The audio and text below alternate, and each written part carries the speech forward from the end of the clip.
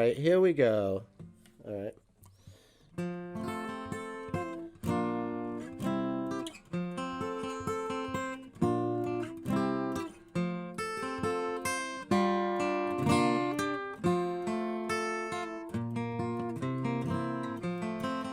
Lech to a land that I will show you.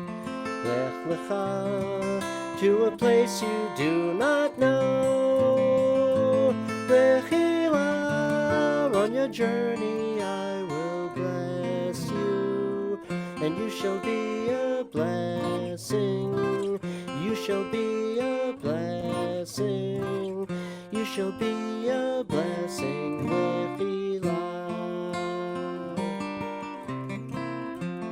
Lechila, and I shall make your name great. Lech lecha, and all shall praise your name. Lechila, to a place that I will show you. L'simchat chayim, l'simchat chayim, l'simchat chayim.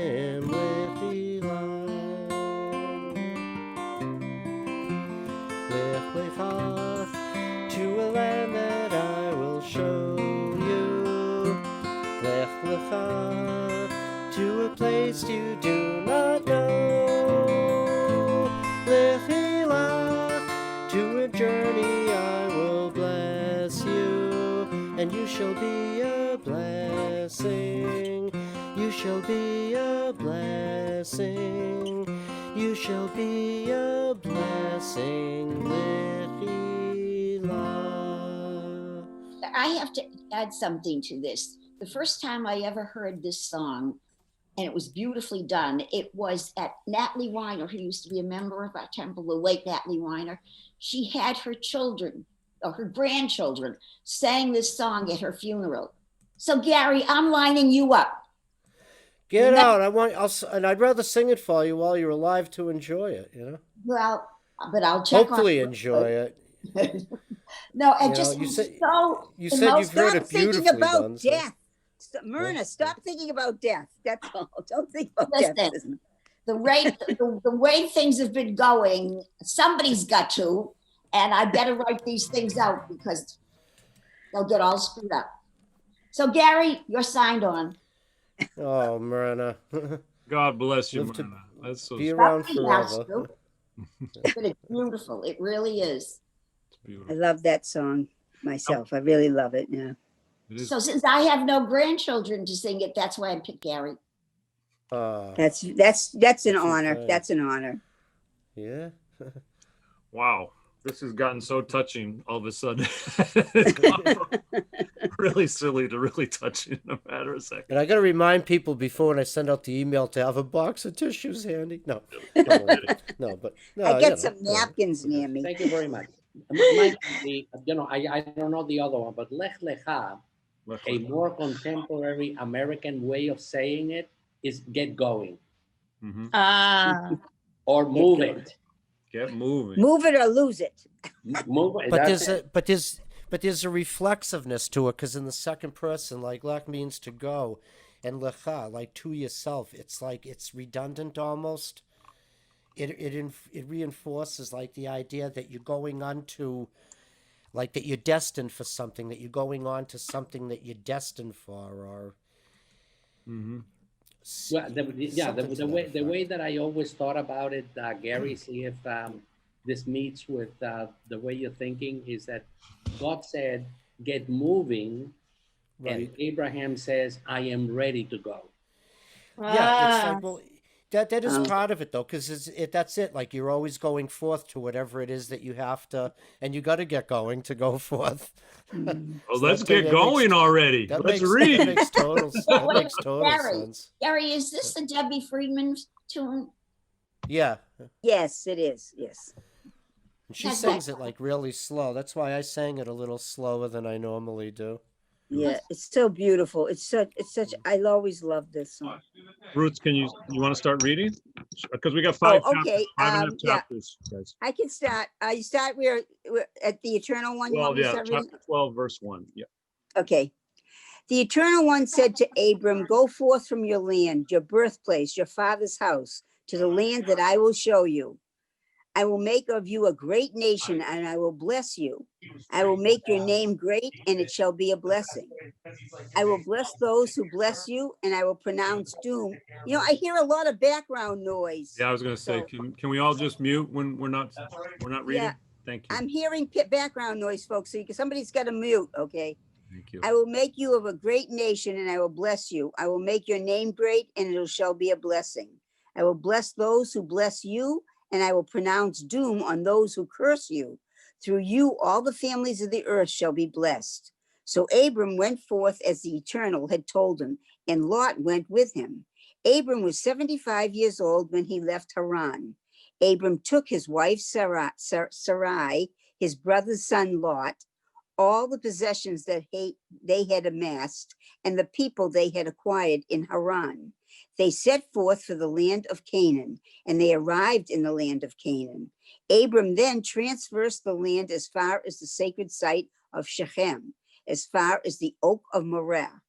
At that time, the Canaanites were present in the land. Oops, okay. The Eternal now appeared to Abram and said, I am giving this land to your descendants. Abram then built an altar there to the Eternal who had appeared to him. From there, he moved on to the hill country east of Bethel. He pitched his tent between Bethel on the west and Ai on the east. There he built another altar to the Eternal and called upon the name of the Eternal. And then Abram continued his journey toward the Negev. I have a question to ask before we go on. When he says, he called upon the name of the Eternal, was that the first time when it was called Adonai? I'm just curious in the Hebrew. Do you have the Hebrew in front of you, Gary?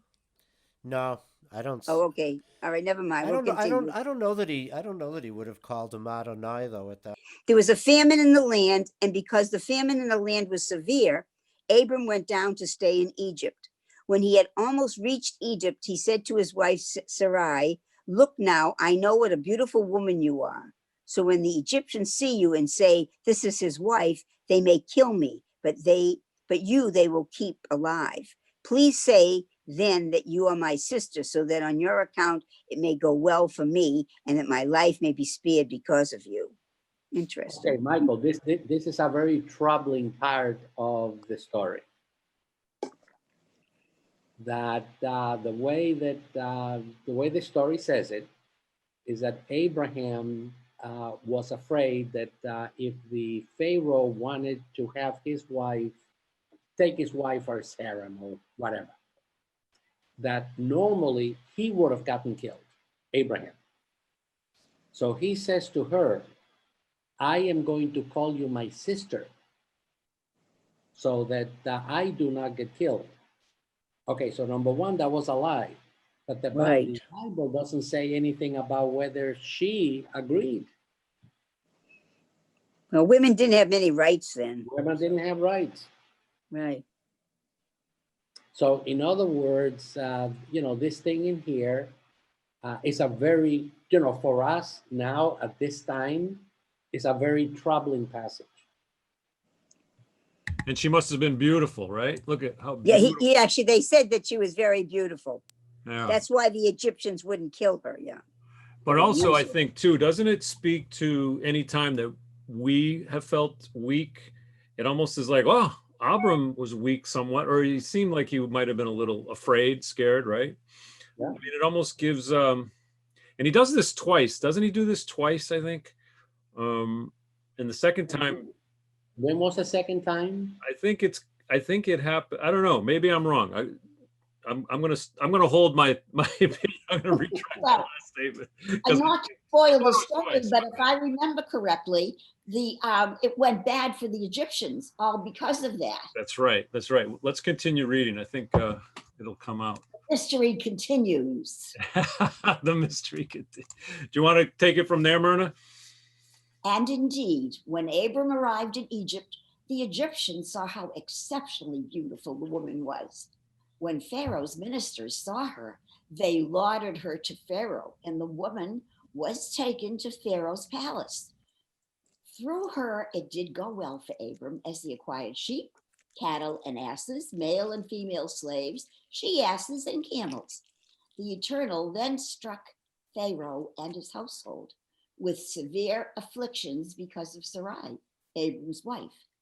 Pharaoh now summoned Abram and said, "What have you done to me? Why did you not tell me that she was your wife? Why did you say that she was your sister so that I took her as a wife for myself? Look, now that it turns out that she is your wife, take her and be gone." Pharaoh then issued orders, and they drove him away with his wife and all that he owned. Michael, I have a question. How did Pharaoh find out that she was his wife? Because God made his life miserable. And it was because of that. Isn't that right? Okay, it struck Pharaoh with severe afflictions. Yeah. In other words, some kind of diseases. Yeah, they all were in trouble. And it's like Jonah and the whale. Let's throw Jonah out because otherwise we're going to be haunted and plagued. This time it was, get the heck out of here and take your wife with you. So for example, Myrna, why didn't Pharaoh say, "What did your sister do to us"? I think by then he found out because there was no placating him or God. I mean, he knew he was in big trouble. But somebody may have snitched too. Yeah, absolutely. Somebody probably said something to somebody. Nothing was going good for him anyway. Yeah. There, and Pharaoh was losing out on the deal. Yeah, well, that's the trouble. He shouldn't covet. Too many right. people he's coveting. Yeah. All right. You want to keep going, Myrna? Where was I? Abraham went up out of Egypt into the Negev. Is that where we are? Yep. Abram went up out of Egypt into the Negev with his wife and all that he owned, and Lot accompanied him. Abram was very rich, with livestock, silver, and gold. On his continuing march, he hiked from the Negev as far as Bethel, up to the place where earlier his tent had been between Bethel and Ai, where he had first built an altar. There, Abram called upon the name of the Eternal. Now Lot, who had gone with Abram, also had flocks and herds and tents, so that the land could not support them both. They had so much property that they could not remain together. A quarrel now broke out between Abram's cattle herders and Lot's cattle herders. At that time, the Canaanites and the Perizzites were inhabiting the land. Okay, Myrna, hold on right there. Okay. Michael, okay, let's take a look what it says. He went to the place when his tent had been between Bethel and Ai. Right. He had first built an altar. So here's a trivia question for everybody. What is the name of the first temple?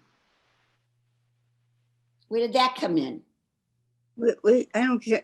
There's no temple at that time. Well, okay, he said that at the place called Bethel, he built an altar. So knowing that that's what the Bible says, that's what the text says, the question is, what is the name of the first temple ever built? Bethel. Bethel. Okay. Oh, I get you. I was thinking a completely different way than you were. I understand what you're saying. Isn't Bethel like the house of? Yeah, I know. In other words, the house of God. Also, Right. Yeah. L is helps. So There's Abraham, many different Hebrew words for God. And now what about how does this work that my camera went off? How does this work that Lot's cattle herders and Abram's cattle herders were breaking out in a fight? How it's like they're best buddies. They're fighting. That's his uncle. Exactly. I mean, Yeah, but but if you notice, they were breaking out in a fight because of herders and stuff, cattle stuff. That happens Business all the is time. This is business, and people fight over business things, But the funniest part properties and all so that. much Lot and Abram. It's the people who work for them. That's They right. each needed a place for their Better own than your asses. They're human beings, remember, they fight because Yeah. they're human beings. Absolutely. I don't think Abram was too concerned. I mean, didn't he let Lot choose first? I think so. Yeah. Why don't you keep going, Myrna? It's number 8. Oh, the suspense is killing me. Then Abram said to Lot, there should be no quarrel between you and me and your herdsmen and mine, for we are close kin. The whole land lies before you. Pray, part from me. If you go north, I will turn south. And if you go south, I will turn north.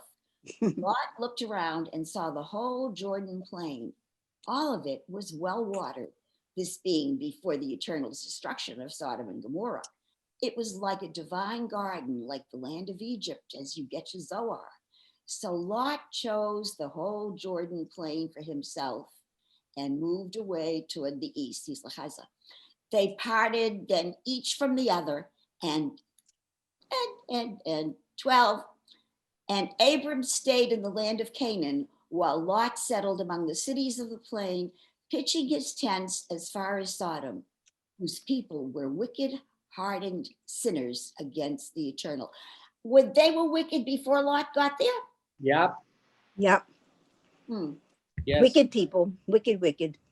Yeah. In fact, That's next week. We're going to learn that about next week. In fact, Myrna, what was the worst things that the Sodomites were doing? We actually have a word for it. Yeah, sodomy. Sodomy. And I'm not going to explain it. And You don't know enough. And neither am I. And later in the Torah, actually, is when you hear the word sodomite, when it says, there shall be no harlot among the daughters of Israel, nor sodomite among the sons of Israel. Okay, that wasn't our better time. That's next week. Right. Go for it, Myrna. Keep going. 14. 14. Or the Eternal One now said to Abram, after Lot had parted from him, look around from where you are, to the north and to the south, to the east and to the west. For all the land that you see, I am giving to you and your descendants forever. I will make your descendants like the dust of the earth. Only if one can count the dust of the earth will it be possible to count your descendants. Get up and walk about the land, its length and its breadth, for it is to you that I am giving it. Moving his tent, Abram went to dwell by the oaks of Mamre in Hebron. There he built an altar to honor the Eternal. We got a lot of altars floating around there. Can you go from one altar to the next? Right. Almost like an oasis. In the time of Ampharal, king of Shinar, Arioch, king of Elasar, that looks like Hader, the king of Elam, and Tidal, king of Goyim, these 4 waged war against Bera, king of Sodom, Birsha, king of Gomorrah, Shinab, king of Admah, Shemember, king of Zebonim. and the king of Bela, that is Zoar. These all joined forces at the valley of Siddim, now the Dead Sea. For 12 years they had been subject to Chedorlaomer, but in the 13th year they rebelled. In the 14th year, Chedorlaomer and his allied kings came and subdued the Rephaim in Ashtaroth Karnaim, the Zuzim in Ham, the Eminim in Shavah Kiryataim, and the Horites in the hill country of Seir, as far as El Paran by the edge of the wilderness. Please welcome Jordan Shapiro, now appearing. Yay, Jordan. Good evening, everybody. Good evening. Glad to be here. Unfortunately, Xfinity and Comcast was down until 30 seconds ago. Oh, Glad to be here. wow. No. You at paragraph 8, is that what you said, Mike? Hang on. Dr. Then. Mike wanted to say something. What is it, Dr. Oh, go ahead. Yeah. Okay, what I was going to say No, is 7, isn't it 7? 7. It's 7. Yeah, you're right. 7. Okay. Go ahead, as Dr. we're reading all of these, the names of places and people, it gives credence to the Bible. because why would anybody make it up, right? So Yeah. it must have been a true historical account. Yeah.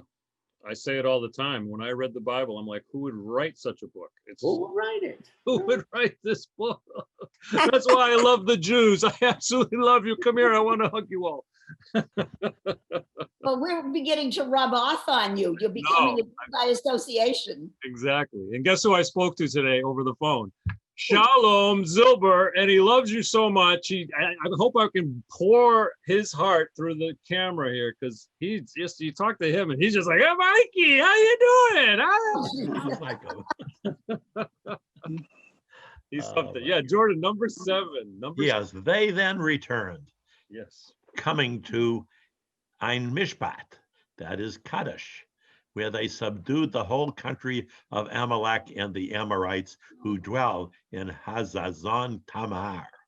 Then the king of Sodom, the king of Gomorrah, the king of Admah, the king of Zeboim, the king of Bela, that is Zoar, went out and arrayed Arrayed. themselves in battle. I'm sorry, I forgot to wear my glasses for reading.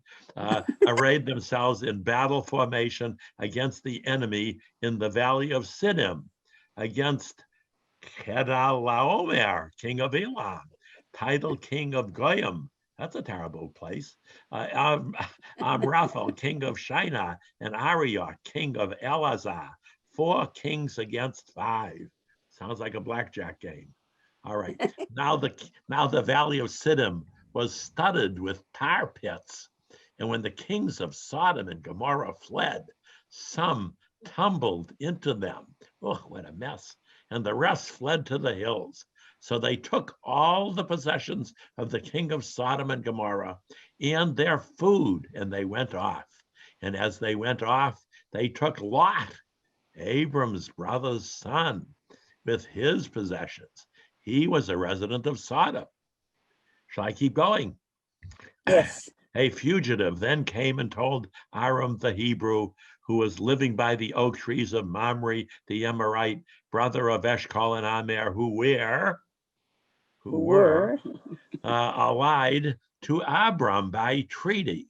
Hearing that his kinsman had been taken captive, Abram mustered his retainers, born into his household, 318 of them, going in pursuit as far as Dan.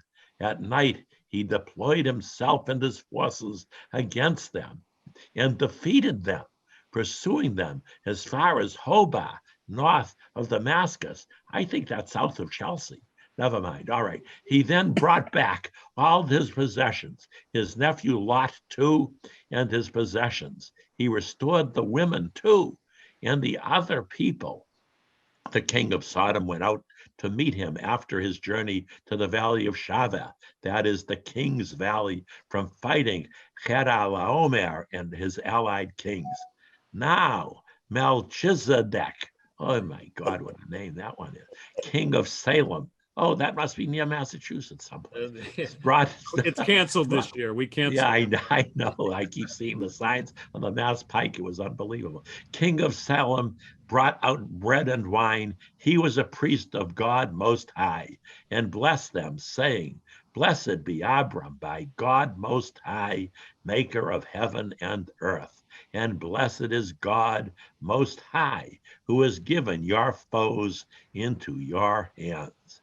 Then he, Abram, gave him 1/10 of everything. Sounds like a lawyer, Mike. Yeah, Would have been 1/3, but he only gave him 1/10. It's like, yeah.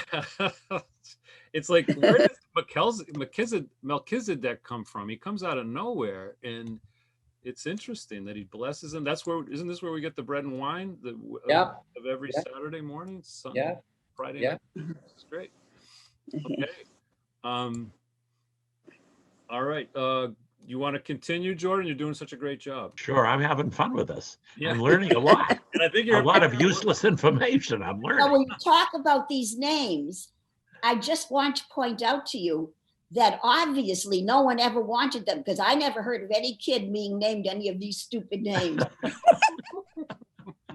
That's the way it is. Well, This is centuries ago, though, so who knows? But All also, right, and the notice Salem, right? More than a century, it'd be more like 1,000 years, a Yeah, millennium. maybe even. the king of Sodom now said to Abram, "Let me have the people and keep the goods for yourself." Sounds like a deal.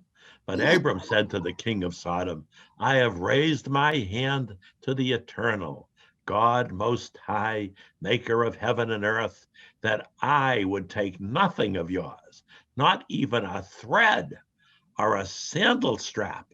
You shall not say, I enriched Abram, Okay. except what the troops have eaten, and the share do the leaders who went with me, Aner, Eshcol, and Mamre. Let them take their share." Wow. After these things, the word of the Eternal came to Abram in a vision, saying, "Have no fear, Abram. I am giving you an abundant reward as a gift." Abram then replied, "Eternal God, what can you give me when I am going to die childless, and the heir to my household is Damashin Eliezer?" Abram added, "Look, to me you have given no offspring, and one of my slaves is my heir." Oh my goodness. But the Eternal One's word to him was, "That one shall not be your heir, rather one who comes from your own body. He shall be your heir." Oh my goodness. Taking him outside, God said, "Turn your gaze toward the heavens and count the stars, if you can count them." And God promised him, "So shall your seed be." And he put his trust in the Eternal, who reckoned that as loyalty in him, saying to him, reckon that as loyalty in him, saying to him, "I am the Eternal who brought you out of Ur of the Chaldeans to give you this land as an inheritance." He then said, "Eternal God, how can I know that I shall take possession of it?" God answered, "Bring me a 3-year-old calf, a 3-year-old kid, a 3-year-old ram, and a young turtle dove." You know, that reminds me of an awful joke, I got to tell you. So I knew a fellow who lost his left arm, his left leg, and his left eye, but he's all right now. Okay, forget I said that. All right. That was a terrible joke, wasn't it? All right. So he took all these and he split them, all but the bird in the middle, placing each half opposite the other. Vultures descended upon the carcasses, but Abram chased them away. Then, as the sun was setting, Abram fell into a deep sleep, and lo, a powerful dark dread was falling upon him. This is awful. God said to Abram, "Know now that your descendants shall be strangers in a land not theirs. They shall be enslaved and afflicted for 400 years. But Oy. then that's a long time. But Yeah. then I will bring judgment upon the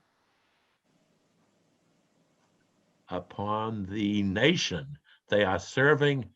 After that, they shall go out with many possessions." Oh, good deal. "And you shall go to your ancestors in peace. You shall be buried in good old age. The 4th generation shall return here, for not until then shall the iniquity of the Amorites be repaid." Now, when the sun had set and it was dark, lo, a smoking oven and a fiery torch were what passed between these pieces. On that day, the Eternal made a covenant with Abram, saying, "To your descendants I have given this land, from the river of Egypt to the great river, the Euphrates, the land of the Kenites, the Kenizzites, the Cadmonites, the Hittites, the Perizzites, the Rephaim, the Amorites, the Canaanites, the Gilgashites, and the Jebusites." We know all those, right, everybody? Bravo. Oh, sure. Oh my God, I quit. You That's did a it, lot of Jordan. work. You Thank did. you. Yeah, you did great, Jordan. Thank you, Fabulous. ladies. Great. My Mi- pleasure. I enjoyed Michael, reading it. I wish I knew. I wish I knew what they were talking about. Michael, I think that we should stop in here for a minute. Sure. God, okay, we have had, we're going to see that we're going to end up with a lot of covenants. Hmm. This was the first covenant ever. What, Okay, what so about Noah? Wasn't okay, Noah, so there was a if- covenant with Noah though? Okay, but that's a great question. Ruthie brought this up last week. I and we brought read this up about last week, Okay, yes. okay, I wasn't there last week, so at least let me give you my take. it. Go to YouTube, go watch that amazing Torah study. No, Okay, go ahead, Dr. Mike. Go. the covenant that God made Dr. Schultz. Prior to this one here was a covenant with all the peoples in the world. Mhm. This covenant is specific to the Jewish people Ah, because it was given to Abraham and his descendants. okay. Fascinating. Say the word covenant here. Is it covenant? Did I miss it? I Okay. don't. Oh, I there it didn't is. read Yeah, I that got word. it. I got it right there. On that On day. that day, okay, so let's take a look at 18 again. Yep. On that day, the Eternal made a covenant with Abraham, not the whole world. Mhm. See, in the rest of the world, God said, He said, I'll never bring another flood again, and I'm going to show the rainbow as a symbol of my word. Mhm. Okay, so that's a covenant that God made with the entire world. This one is a specific covenant. Okay, now I'm gonna be a little bit doing my due diligence. Isn't his descendants? Didn't they include Ishmael's sons and daughters too? Yep. It should have been. Mm-hmm. Okay, just wondering. But Hagar was the one who had born Okay. this child with Abraham. Okay. The only thing is that Ishmael's mother was his servant, was Right. not his wife. Okay. And that's the reason why, eventually they got thrown out of the tribe. Well, that's when Sarah got jealous. But Yes. God still promised to make Ishmael a great nation, though, and have. And if you take a look at the whole idea is that Ishmael represents the Arab peoples. Well, the Arab people is a huge number of people, a very important nation. All right. Very good. Who would like to continue? Cynthia, number 16. Okay. Now Abram's wife Sarah, who had not borne him a child, had an Egyptian slave named Hagar. So Sarah said to Abram, "Seeing as the Eternal has kept me from bearing a child, have intercourse with my slave. Maybe I will have a son through her." Abram heeded Sarah's voice. 10 years after Abram had settled in the land of Canaan, Abram's wife Sarah took her slave Hagar the Egyptian and gave her to her husband Abram as a wife. He came to Hagar and she became pregnant. And when she saw that she had become pregnant, her mistress became for her an object of scorn. Sarah then said to Abram, "My wrong is on your head. I put my slave in your arms. No sooner did she see that she was pregnant, I became for her an object of scorn. Let the Eternal judge between us." So Abram said to Sarah, "Look, your slave is in your hands. Do to her as you please." You have to, okay. Sarah then, let's see. So afflicted her that she ran away, and an angel of the Lord, the Eternal, found her at a spring of water in the wilderness, at the spring on the road to Shur. The angel said, "Hagar, slave of Sarah, whence have you come and where are you going?" And she answered, "I am running away from my mistress Sarah." The angel of the Eternal said to her, "Return to your mistress and submit to her ill treatment." The angel of the Eternal went on to say to her, "I will greatly multiply your descendants. They shall be too numerous to count." And then the angel of the Eternal continued, "Look, you are pregnant and shall bear a son. Call him Ishmael, for the Eternal has heard your affliction. He shall be a wild ass of a man. His hand shall be against all, and the hand of all shall be against him. He shall dwell in permanent opposition to all his kin." So she called the Eternal who had speaking to her. "You are El Roi," meaning by this, Even here I have seen the back of the one who looks upon me. That is why that well, the one located between Kadesh and Bered, is called Beer Roy. Hagar bore to Abram a son, and Abram called his son, whom Hagar had borne, Ishmael. When Hagar bore Ishmael to Abram, Abram was 86 years old. And Not Abram bad. was Not bad for an 86-year-old. telling me. When Abram was 99 years old, the Eternal appeared to Abram and said to him, I am El Shaddai. Walk along before me and be pure of heart. Can we stop here for 1 second? Ishmael, call me Ishmael. Do you know what that verse is from? Call me Ishmael. I've heard that before, but Yes, it's from that. It's from the story of there's the fish story. What's it? Moby Dick. That's Moby the Dick, I one. couldn't Oh, think of Jordan's the winner again. We have another winner. Yeah. I couldn't say think that of the again, title. please. I didn't hear you. Where did you say it was from? Moby Dick. Moby Dick. Oh, yeah, right. Yeah. I just couldn't think of the. So I said the fish story because I couldn't. Why do you think Herman Melville was the writer of that book, and he was a person that read the Bible. There's so many Bible verses. Yeah, he was quite observant, Melville. He was very observant. Yeah. And he had a friend. His friend's name was. Do you know who it was? Nathaniel. Ahab. No, Ahab, right? King Ahab in the Hebrew Bible is not a very good king, and Ahab was the captain of the Pequod, the ship. That's right, right. And, yeah. But I think Gary and I love this description of Ishmael, though, right, Gary? The wild ass, Yeah. man, he's fighting against Yeah. everything. I think there's one verse that says he kicks against the pricks of life, like he's just fighting everything. He's just like, oh yeah. And It says he Someone shall dwell can- in permanent opposition to all of his kin. There's something I don't understand. I thought that after Ishmael was born, it wasn't too much longer before Isaac was born. But according to this, he isn't even in the picture yet. right, so Right, he's not in the picture yet. No. and so you can do the math. If you do the math, 86 to 99, right? So that's 14. He's bar mitzvahed. 13. That's why 13 He Muslim, was already bat mitzvah. Muslim 86, males I are would hope. circumcised when they're 13 No, years this is old. very instead of strange, 8 though. I thought that Isaac and Ishmael were closer in age than this.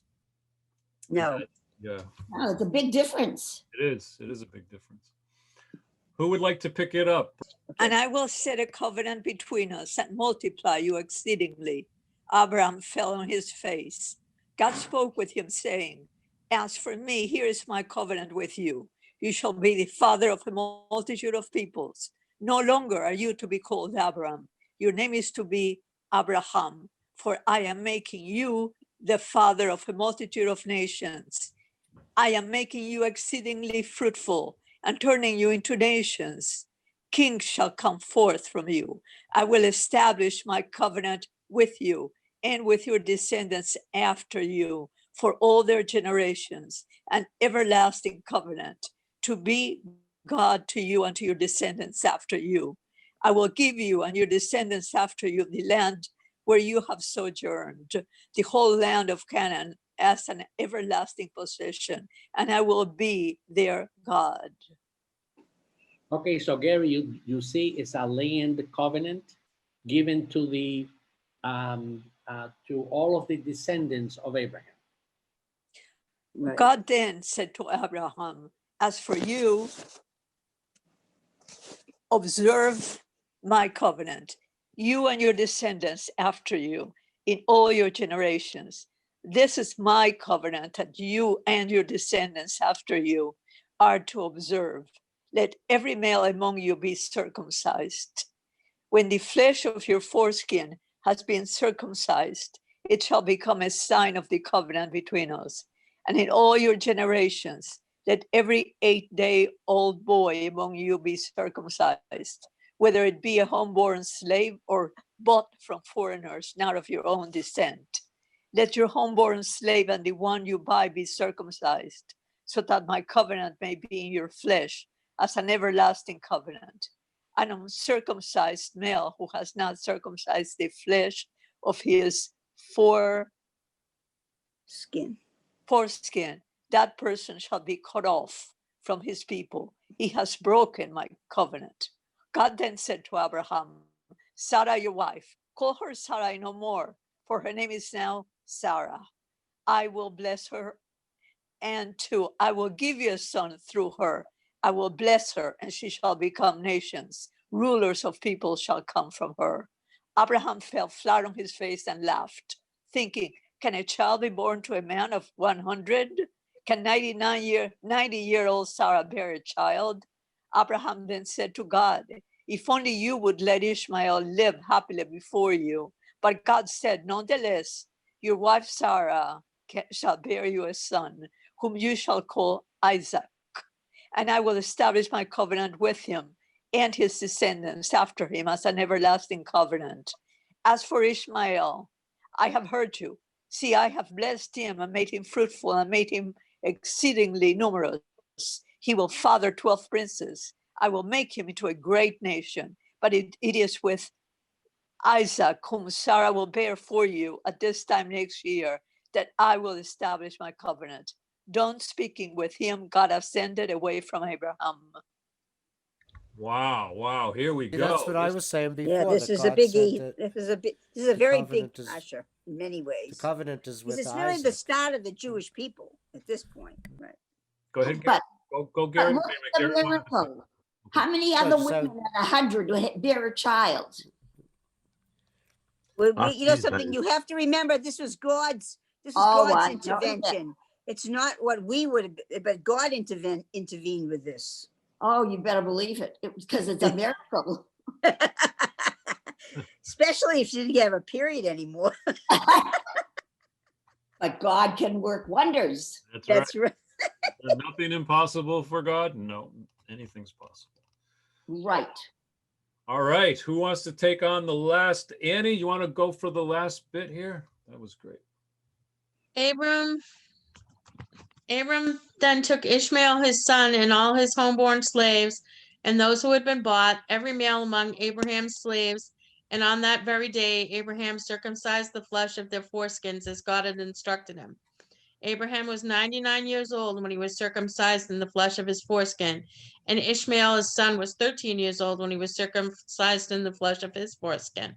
Yeesh. That very day, both Abraham and Ishmael his son were circumcised, and all the people of his household, the homeborn slaves, and those bought from foreigners were circumcised with him. Okay, Michael, before you go any further, if we go, okay. Well, let me just say, we can't go any further because that's the end of our parashah this week. So let's take a look at the entire paragraph. Yes, absolutely. Go Oops, back. where am I? Down at 23? You want 23? Okay, so right here. Okay, so if you take a look, Ishmael, his son, was 13 years old when he was circumcised. That's Right. why we have our mitzvah at 13. Ah, wow. And I didn't know. I don't Muslims- think that's the reason. I don't think that's the Muslims reason. circumcised when they're 13 at the age That of we're 13. not. We're normally do? circumcised at 8 days old. That's but what that, I thought. that was because It it is, was it that says time when he that. No, no, no. circumcised Abram. That has nothing to do with the bat mitzvahs then. No. You know, I have another question. Yeah. If God made all of us and he wanted us circumcised, then why did he make them that way in the first place? I Why was didn't he thinking the make same them? thing. Like, why bother having the thing? If To you're not- give you the option of entering the covenant. So Well, actually, the circumcision is not the covenant. The circumcision is a sign of the covenant. Right. So we Ah. recognize you. very good. And a sign of your acceptance of the covenant. That's even better. Really good. It was really good stuff today. I was really feeling like God was speaking to us when Bracha was out there doing the big quotes there. I shall bless her. Now, the question I had though was, wasn't Sarah, didn't she laugh? And here it says Abraham fell on his face and laughed. I thought it was Yeah, but I thought it was Sarah that laughed too. I agree They with you. I both think did, there's I another think. place where Sarah laughed. I don't know why it doesn't say that on there because Sarah did laugh. Yes, and she See- says, at my age, I'm going to have a kid. What is he, crazy? And that's when he laughed. It wasn't just an Isaac mean laughing. Yes, it means to laugh, right? yeah. Laughter. Isaac, Laughter, yeah. Itzhak means laughter. Okay, I have a possible explanation for the years. Okay, I think that our years are not the same as these biblical years. Right. Yeah, that's been discussed a long time, right? That's right. So the theory in that particular way of looking at things is that in the land of Israel, you have 3 plantings and 3 times when you till the soil 3 times and you get a harvest 3 times. So their years were a harvest year. So Yeah. if Abraham was 100, you divide 100 by 3. Abraham was 33 years old based on our years, and that would more than explain why he could Yeah, have. but then he wouldn't have laughed. But there's something that you're not following. He wouldn't have laughed if he was 35 years old. He would have Okay. laughed at, see, that's the thing, is that you have to, even though I understand you're looking at it as a scientist, I'm looking at it as, let's say, literal for the minute. I do believe that when he was 99 or 100 years old, he did laugh because he thought it was ridiculous. He wouldn't have thought it was ridiculous if he was 35 or 40. You understand? Okay, I was actually 33. All right, so let me give you my answer to that. Right now, in the year 2020, I don't know how many times you're surprised when somebody says, such and such a person is still young, and you say, Jesus, how old is she? And they say 90. It says, what, are you kidding me? Okay. It's because of the fact that over the past 200 years, we have been increasing our lifespan. Do you know what the lifespan was back in biblical years? I know it was like much younger, like 40 years old or something, right? Less than Yeah. 20. Okay, right. Okay. I understand. So if you have people who are by the age of 20, they're dead. If you're 23 and you can have children, that's a big deal. All right, I'm going to go with Ruthie on this one because think about how pure their food was. Think about how gorgeous and beautiful their lambs and their calves. They had no They pesticides. didn't have artificial They didn't have ingredients and artificial stuff. stuff. There was no artificial turf, no plastics in the food, in the water, and endocrine disruptors everywhere. We have all these pills, and everybody puts them down the toilet, and they're in the water system. Hallelujah, hallelujah, hallelujah. Hallelujah, hallelujah, hallelujah. Anyway, that's my take. Okay, so Mike, one last scientific point. Okay. When did we as humans started to grow significantly in terms of years? At what year did it happen? What decade did it happen? Oh, decade. You're going down to the decade. Yeah, what decade did the life expectancy of people go up exponentially? I'm going to say after the 40s. The polio vaccine. After the polio vaccine? In the 1940s, when we discovered penicillin and antibiotics, that's when we started going up. Because most of the childhood diseases were due to bacteria. And when we cut out most of the bacterial infections, we went from 45, 50 years of life expectancy to at least 95 now. Wow. Almost 100. There's a lot of people turning, guess how many 100 plus birthdays I've gone to since 19, let's see, it's for about 20 years. How many 100 birthdays I've gone? It's going to blow your mind. About 17. I've gone to 1,700 plus birthday parties. Wow. That's how many with your friends. these are people I know from the building and Ruthie, stick around for me.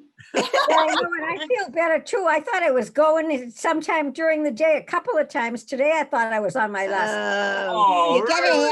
You gotta have much more faith in yourself. Bingo. You can talk all you want, but along comes COVID, and those people who were destined to live to over 100, they're not there any longer. But guess what? There are some 100-year-olds that actually got COVID and they survived. It's been on TV. It's a very strange disease. So I want you to know that you can't look at it all in negative terms. There's unfortunate people that die at young age, and it's very sad. But then there are people that survive and live quite a long. I told you about the man that lived in this building. He was almost 110 when he died. And he was only problem, guess his only, believe it or not, his health problem was that he went blind. But other than that, there's nothing wrong with him. How old was he? He was 109 and 11 months. He died 1 month before his 110th birthday. Wow. From the One of COVID? I'm greatest- sorry, Yeah. but I'm always feel bad for Hagar in this story. Of course. I do too. I think she Yeah, got I a do bad too. run I agree with deal. you, Annie. I do First agree of all, with you. the big problem was that Sarah was the one who caused that. She wanted him to have a child. Well, she said she She wanted. didn't really want her. I know. It's And kind once of, she had her own, out you go, kid. but they make her. Can I tell No, you no, a true story? Can I tell you a true story? About Yes. 15 years ago, I was playing the piano for a charity, and we were in a nursing home. And I was playing the piano, and somebody else was playing drums. And we were doing something for actually for the Kiwanis Club up in the Dexter House Nursing Home. And so I thought it would be a wonderful thing to say, well, everybody in this room, I hope you all have a long, healthy life, and that you all live to 100 years old. The head Oh, nurse that was the comes over wrong and grabs mistake. me and says, Jordan, he says, I got 10 people out in the audience that are over 100 years old. So don't ever use that Oh. expression again. So I said, oh my God. So I learned the really lesson about screwed that people one. living to 100. Because I thought 100 was great in those days, 10, 15 Yeah. years ago. Yeah, I So want to learned tell you, the there's so many century people plus today. I'm hearing it on the TV. This Yeah. person just celebrated their 108th birthday. This person just celebrated their 111th birthday. I heard 100. I don't know why God makes her go back. Who, Hagar? I don't know why God makes Hagar but go back. I know. But That's a she's tough- out and I don't know. I don't understand that. I mean, I There's know a- there's a lot of things just because God does what God does, but I think, you know, I agree with you. I don't I understand just that feel either. bad. I just feel bad I that, do too. you I know, agree. and her child Got a lousy suffers deal. and Yeah, I don't know. it doesn't need to have happened. You're right. I agree No, with you, and Annie. and like I struggle a lot of times with, like, you know, the reward for the wrong person. Sarah gets the reward, and she's mean and spiteful and angry, and she comes out on top, and Hagar, you know what I mean? Like, she's punished for eternity. The covenant's not made with her child. He's the That's right. firstborn. That, you know, I just I have I agree. hard time I reading totally this agree with passage. I you. really do. But because of this, we have Muslims Right, against well the taken. Jews. Yeah, It's not yeah. happening. And you can understand where it comes from. You can understand why certain of the Muslim people feel the way that they do and why they are resentful of the Jewish people, because why were they selected to be the people who received the covenant when they weren't the first? You know, it doesn't say that Hagar was a bad person. Doesn't say he's gonna multiply them. He's going to make the religion strong. He's going to make them have 12 tribes, just like the Jewish people, but he's not going to select them to do that.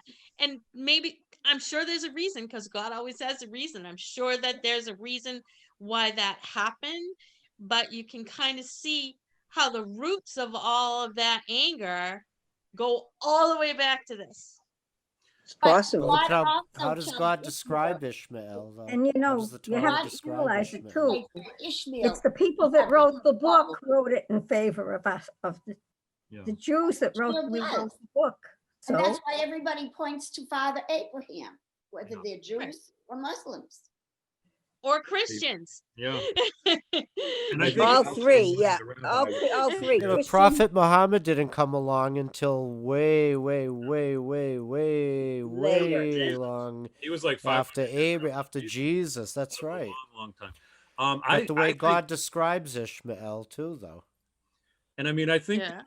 there is in my own, it's my own personal belief. My own personal belief as a Christian guy is that I think there's I think it has to do, and this kind of is in the Bible a lot. It talks about the faith, having faith and having it through thick and thin. And I think that's where some of this might be coming from, even though it looks harsh on our end to see what happens to Hagar. I know it's, you just don't know. Why did the angel say, go back and get ill-treated? It's like, go back and get ill-treated. But I mean, I mean, yeah. And I she mean, does. yeah, She she does. does. So she's very faithful. Yes. However, I don't know if Ishmael's descendants were faithful, because what Muhammad had to do was, if you know about the one of the phrases in Islam is, there is no other God but God. I mean, there's no other God but God. Allah, and they call God Allah.